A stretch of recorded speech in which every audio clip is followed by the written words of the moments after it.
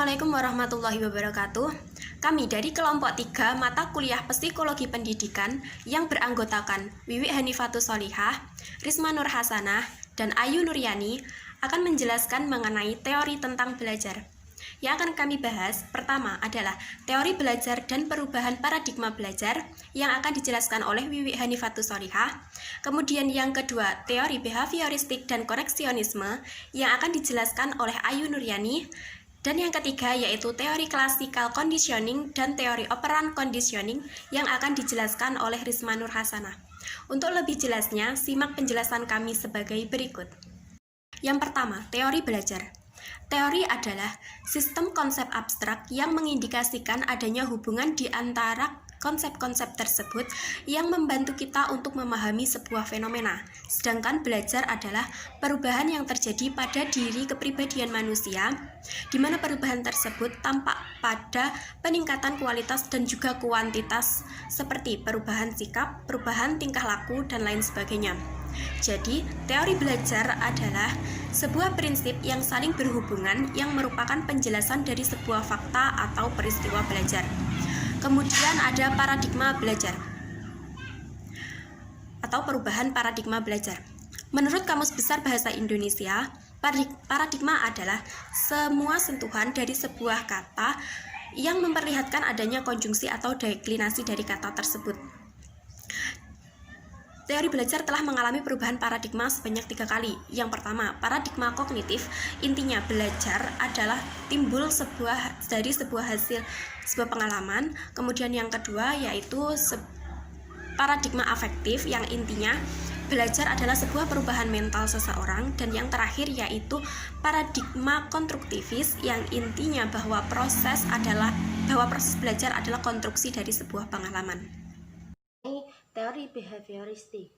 Teori behavioristik dipelopori oleh Thorndike pada tahun 1913, Pavlov pada tahun 1927, dan Skinner pada tahun 1974. Menurut teori belajar behavioristik, belajar adalah tingkah laku yang dapat diamati yang disebabkan adanya stimulus dari luar.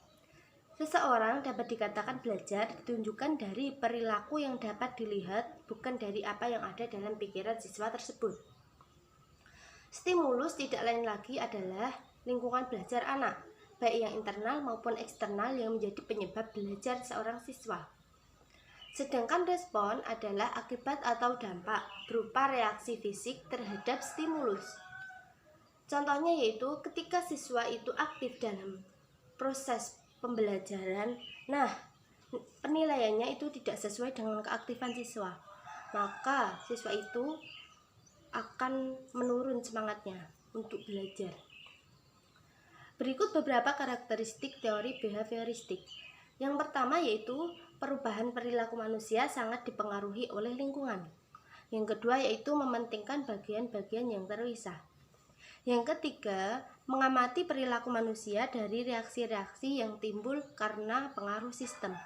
Yang keempat yaitu perilaku manusia ditentukan oleh masa lalu. Yang kelima yaitu pembentukan perilaku manusia lebih banyak diakibatkan oleh proses kebiasaan. Itu teori koneksionisme. Teori koneksionisme pertama kali dicetuskan oleh Edward Thorndike, yaitu seorang pendidik dan psikolog yang berkebangsaan Amerika.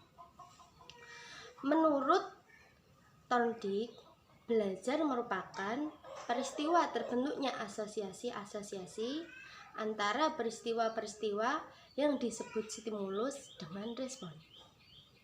Stimulus adalah suatu perubahan dalam lingkungan eksternal yang menjadi tanda untuk mengaktifkan organisme untuk bereaksi atau berbuat. Sedangkan respon adalah sembarang tingkah laku yang dimunculkan karena adanya perangsangan.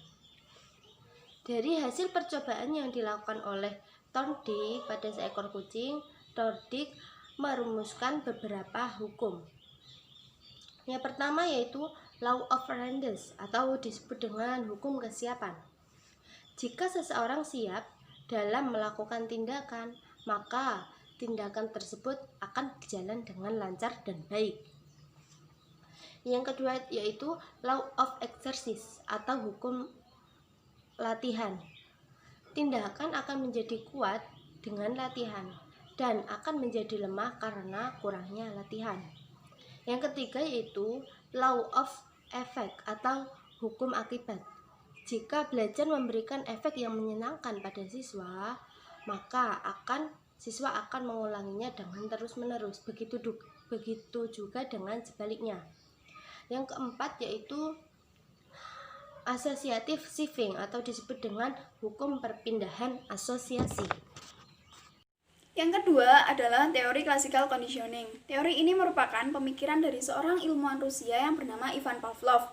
Teori classical conditioning merupakan suatu proses penciptaan respon baru yang dilakukan dengan cara memberikan rangsangan atau stimulus-stimulus tertentu.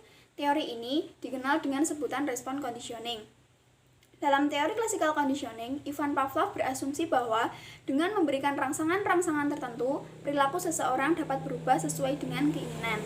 Dalam teori ini, Ivan Pavlov menggunakan beberapa istilah, di antaranya stimulus terkondisi, stimulus tak terkondisi, respon terkondisi, dan respon tak terkondisi.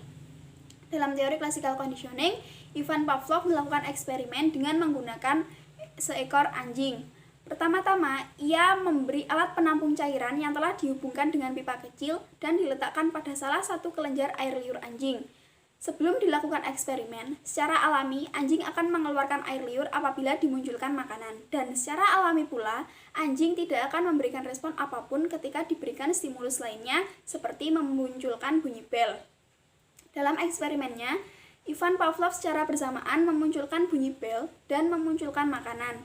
Dan hal itu menyebabkan air liur anjing keluar. Eksperimen tersebut dilakukan secara bersama-sama dan berkali-kali, hingga pada suatu ketika, Ivan Pavlov hanya memunculkan bunyi bel saja, dan ternyata air liur anjing keluar.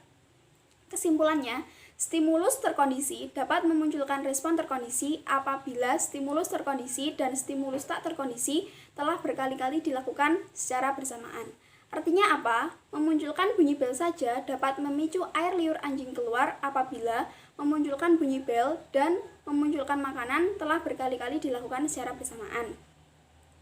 Berdasarkan eksperimen tersebut, Ivan Pavlov mengangkat 4 prinsip belajar. Di antaranya yang pertama, pergetaran atau excitation, yaitu suatu rangsangan dapat membangkitkan sel-sel tertentu sehingga mengakibatkan tindak balas. Misalnya, air liur anjing akan keluar ketika diberikan makanan.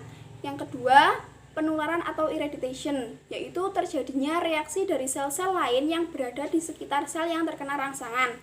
Misalnya, ketika melihat makanan, bukan hanya air liur anjing yang keluar, tetapi juga keringat. Yang ketiga, generalisasi rangsangan atau stimulus generalization, yaitu keadaan di mana suatu organisme akan memberikan suatu respon yang sama atas rangsangan yang memiliki kesamaan walaupun tidak serupa. Misalnya, air liur anjing akan keluar ketika melihat berbagai jenis makanan berupa daging maupun ikan. Dan terakhir, penghapusan atau extinction. Artinya, suatu respon akan hilang secara perlahan apabila rangsangan alami semakin lama semakin berkurang.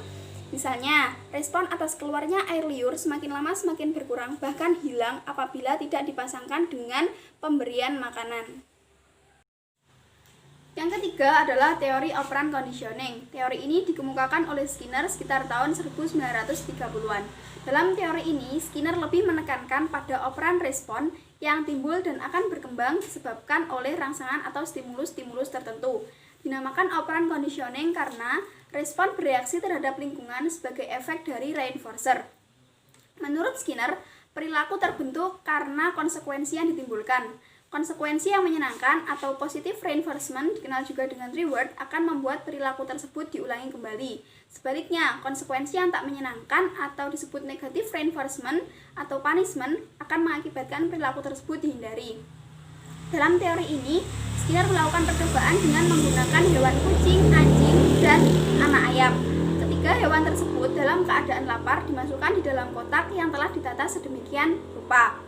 Apabila ketiga hewan tersebut mendorong palang pintu, menekan tuas atau menunjukkan perilaku lainnya, maka butir-butir makanan akan muncul dalam sebuah wadah. Munculnya butir-butir makanan tersebut menunjukkan reinforcer bagi perilaku yang ditunjukkan oleh hewan. Reinforcer inilah yang menjadi stimulus atau rangsangan sehingga memungkinkan timbulnya respon-respon tersebut. Dalam teori ini, Skinner merumuskan 4 prosedur pembentukan perilaku. Yang pertama yaitu mengidentifikasi kemungkinan reinforcer bagi perilaku yang akan dibentuk. Yang kedua, menganalisis komponen-komponen perilaku. Yang ketiga, mengidentifikasi reinforcer untuk masing-masing komponen perilaku. Dan yang terakhir, melaksanakan pembentukan perilaku yang disesuaikan dengan urutan komponen perilaku yang telah disusun. Contoh dari teori operant conditioning ini yaitu seorang guru yang memberikan reward kepada anak didiknya atas perilaku atas prestasi yang diperoleh. Pemberian reward ini dilakukan guna meningkatkan prestasi anak didik di masa yang akan mendatang.